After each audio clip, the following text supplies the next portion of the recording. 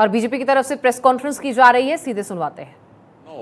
अमित अरोड़ा किसी व्यक्ति को इतना विस्तार बता रहे हैं कि किस किस प्रकार से किस कंपनी को कितना पैसा लिया गया, एडवांस में पैसा लिया गया। और इतना ही नहीं है, इसमें सिर्फ पैसे लेने और देने का उल्लेख नहीं है, पूरी की पूरी पॉलिसी किस व्यवस्थित ढंग से बनाई गई कि चुनिंदा लोगों के हाथ में ही पैसा रहे और कैश का फ्लो भी उन्हीं के हाथ में रहे। वो चीजें देखकर निश्चित रूप से आप लोगों को भी बहुत दुखद आश्चर्य होगा। मैं दुखद आश्चर्य शब्द का प्रयोग कर रहा हूं। उदाहरण के लिए पूरे भारत में 2 ही बड़ी ब्रांड हैं जो शराब की ब्रांड हैं। उनके 2 ही बड़े अधिकृत जो होलसेलर्स थे दिल्ली में, उन्हीं को दिया गया। जैसे 2 बड़ी ब्रांड डीआईजीओ और पेरी रिकार्ड हैं, और उनके 2 जो प्रमुख होलसेलर्स हैं, एक का नाम है ब्रांडको और एक इंडो स्पिरिट, जिसका कि उल्लेख पहले भी आ चुका है। और इसमें वह व्यक्ति बता रहा है कि ब्रांडको ब्रांच वाले अमन ढल की तरफ से 60 करोड़ रुपए और इंडो स्पिरिट के समीर महेंद्रू की तरफ से के लिए 100 करोड़ रुपए उनके द्वारा देने की बात, एक विषय। दूसरा, इसमें वो ये कह रहा, आप सभी जानते हैं, अगर मैन्युफैक्चरर, होलसेलर और रिटेलर, इसके बीच में जो कमीशन तय होता वो कंपनियां तय करती हैं।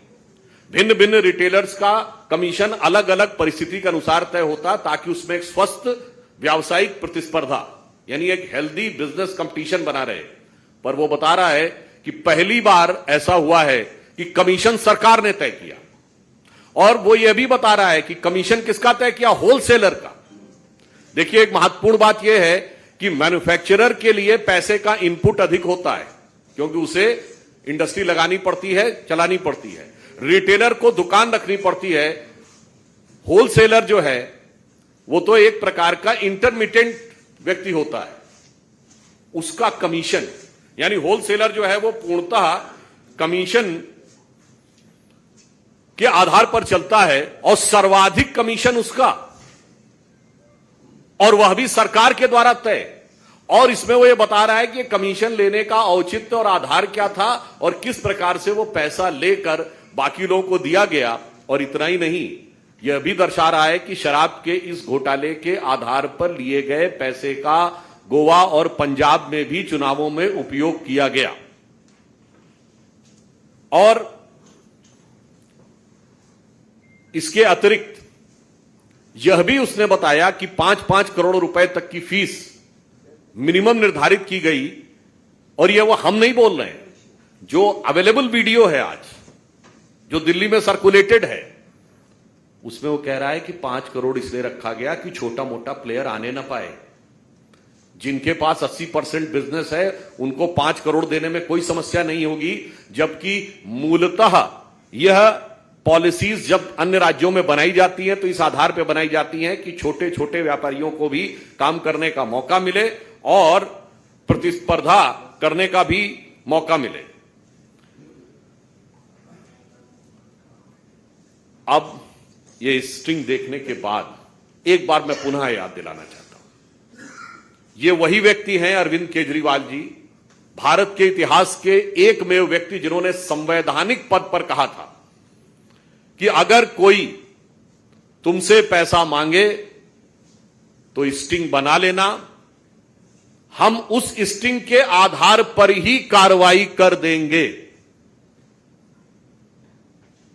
कोई अगर स्टिंग बनाकर भ्रष्टाचार का खुलासा करेगा तो हमारी सरकार तत्काल कार्रवाई करेगी। कहां गए वो वचन 7 साल पहले के बोले गई वो बात? और ये बात स्टिंग में आपको देखने के बाद और अधिक स्पष्ट हो जाएगी। अब हम यह कहना चाहते हैं कि स्टिंग होने की जो कुछ चीजें पब्लिक डोमेन में है, यह भारतीय जनता पार्टी नहीं कह रही है, यह पब्लिक डोमेन में। हम तो सवाल पूछ रहे हैं कि जब इस प्रकार की नीतिगत बातें उभर कर सामने आई। नंबर 2, पॉलिसी आपने विड्रॉ की। नंबर 3, उसके बावजूद आपने उसका समर्थन किया। नंबर 4, पहली स्टिंग पे कोई कार्रवाई नहीं की।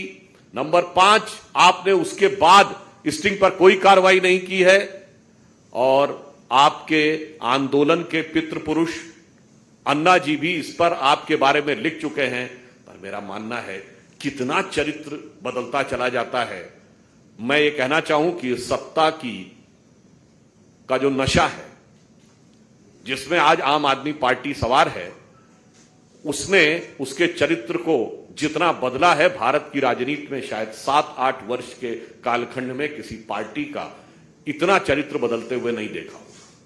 अब मैं अनुरोध करूंगा कि आम आदमी पार्टी ने अपने आदमियों के लिए क्या किया है, आम आदमी पार्टी ने अपने आदमियों के लिए क्या किया है, उस सबका एक दृश्य श्रव्य चरित्र चित्रण आप लोगों के समक्ष प्रस्तुत है।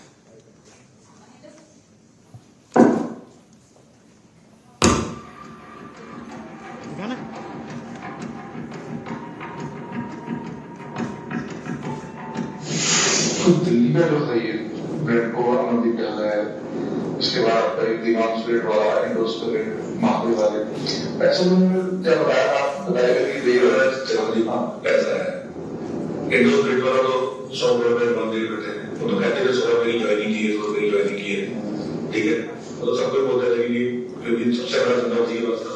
अब 100 रुपए की ज्वाइनिंग में भी एक ही ब्लैक और वाइट करने अंदर भाई आप 100 रुपया किसी को एडवांस में दे दो, कैश आपने मेरे बंदे कैश पड़ा, मैंने 100 रुपये एडवांस में दे दिया, अब वापस आने में बता रहे ये तो कैश वाइट तो ब्लैक ही कन्वर्जन हुई, जिस जो कैश दे रहे हैं अब मेरा कैश था मैंने एडवांस दे दिया, अब आप मेरे वाइट को बता दिया, फिक्स मार्जिन दे दिया, उसके बाद हमारे 60-70 करोड़ के जो मार्केट में उसने हमारे नहीं दिए 60 करोड़ में सारे बोलते, क्योंकि हर आदमी बोलता है कि हमें भी नंबर दे दो, वो बोलते नहीं कभी हिम्मत देंगे, किसी का वैसे नहीं हिम्मत नहीं, और हमारे पास कौन से निकल देते ऐसे ही मार्जिन कर तो मार्जिन कर भी नहीं, वैसे भी 50 करोड़ की करती मार्केट में, 50 करोड़ की भी इसको भी धंधा नहीं मिल सकता उसके बिना, ऐसे ही वो दिवास रेट है उसका धंधा इनसे थोड़ा सा छोटा था, 30 करोड़ रुपए बस ये मतलब, और इसके सिवाय ये तो मतलब ऐसा है कि जिससे मैं बोल रहा हूँ कि अगर आप एक्साइज में जाके मतलब आप में लगे पत्थर पाड़ो शुरू कर रहे हैं, हर आदमी को बताइए मतलब इसमें कुछ है ही नहीं है, मतलब नॉर्मल इन्फॉर्मेशन ऐसा मतलब तो कभी सुना ही नहीं था कि ऐसा कुछ हुआ है।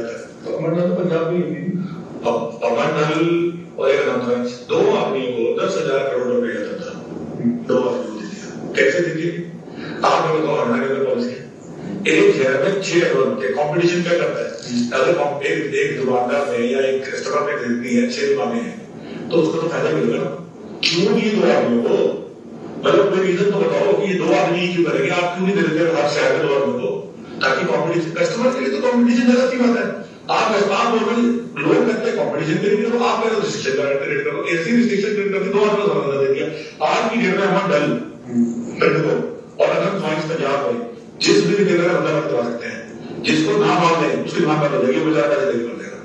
आप अच्छा आप इसमें मेरे से नहीं, पंजाब के किसी भी टेलर से जो बनाने की हिम्मत करेगा उससे पूछो,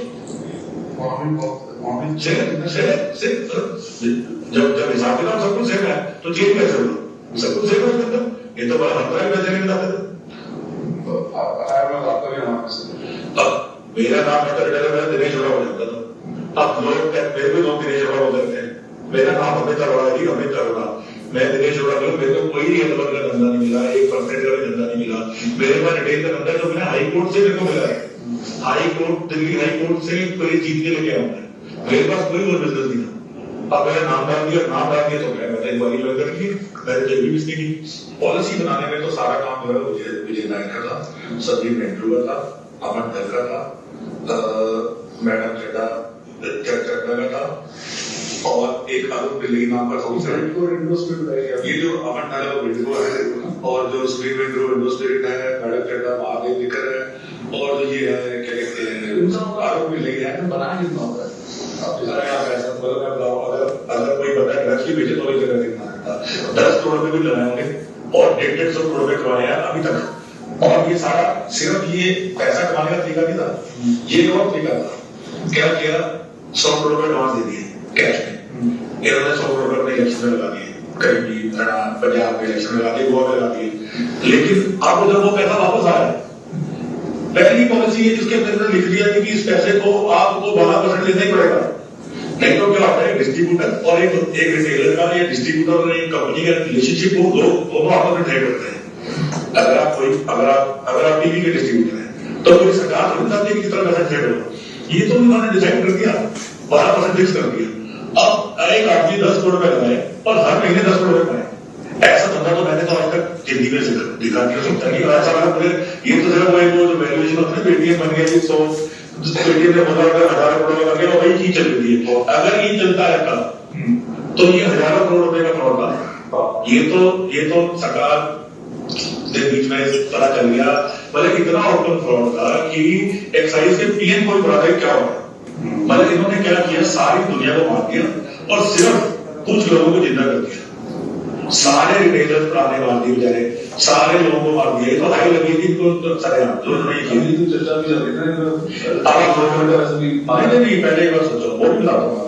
पहले एक बार सोचो, पहले 10 लाख रुपए का लाइसेंस था होलसेल का, इन्होंने 5 करोड़ कर दिया पूरे हिंदुस्तान में। पहले पूरे हिंदुस्तान में कहीं दिखा 5 करोड़ लाइसेंस हो, क्यों कर दिया? ताकि छोटा प्लेयर रजिस्टर करें। 10-12 लोगों ने भी अपने कर लिया, 4 छोड़ गए, 3 छोड़ गए। क्यों? क्योंकि छोटे प्लेयर को 5 करोड़ की फीस ही क्या सकती है, क्योंकि बिजनेस तो 80% चलेगा। बाकी आदमी तो जरा फीस भी अपनी वो नहीं करता, ताकि धीरे धीरे चाहो कि सारा बिजनेस ही चालू पास है। बेसिकली प्लान तो यही था कि सारा बिजनेस ही चालू पास है। पूरा दिल्ली का बिजनेस जो 15,000 करोड़ रुपए की टर्नओवर का बिजनेस है, वो सारा बिजनेस ही चालू पास है। अल्टीमेटली तो यही प्लान है। गवर्नमेंट ने तो और इन्होंने क्या किया, क्योंकि इनको पैसे सिर्फ इनको किसी रिटेलर से पैसे नहीं मिलते, इनको पैसे मिलते होलसेल से। ये क्या कहते हैं, बहुत सारे होलसेल कैसे होगी, जैसे बाकी स्टेट्स ना हरियाणा में बाकी स्टेट का कोटा फिक्स रहता है कि आपने मैंने बिड की फीस दी 200 करोड़ की, तो 200 करोड़ तक की एक्साइज का कोटा फिक्स है। उसके ऊपर अगर लागू करता हूं तो फिर से पूरी एक्साइज 165 रुपए की एक्साइज नहीं बढ़ती है। आज इन्होंने यहाँ पे क्या किया, जितनी मर्जी बेचो, कुछ कोई कोटा नहीं, 1% मिलेगा। इससे क्या हुआ, ये जो गुजरात